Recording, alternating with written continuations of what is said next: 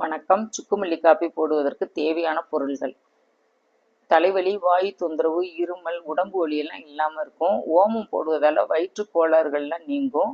ஒரு பாத்திரத்தில் 50 கிராம் மல்லி எடுத்து வறுத்துக்கிடணும். சுக்கு 20 கிராம், அதையும் நல்லா இடிச்சிட்டு அதை போட்டு வறுத்துக்கிடணும்.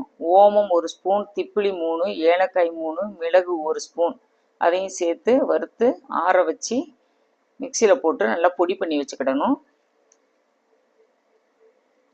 ஒரு ஆளுக்கு 1 டம்ளர் அப்படிங்கிற கணக்கில் 3 பேருக்கு 3 டம்ளர் தண்ணி எடுத்து ஊற்றி 3 ஸ்பூன், சின்ன ஸ்பூனாலும் 3 ஸ்பூன் போட்டு நல்லா கொதிக்க வைக்கணும். 5 நிமிஷம் கொதித்ததுக்கப்புறம் 3 ஸ்பூன் கருப்பட்டி பொடி பண்ணி வச்சுருக்கேன், அதையும் எடுத்து போட்டு வடிகட்டிக்கிடணும். இந்த சுக்குமல்லி காப்பி மழைக்காலங்களில் வாரம் ஒரு முறை குடிப்பது நல்லது. பால் ஊற்றி குடிக்கணும்னு நினைக்கிறவங்க பால் ஊற்றியும் குடிக்கலாம். செய்து பாருங்கள்.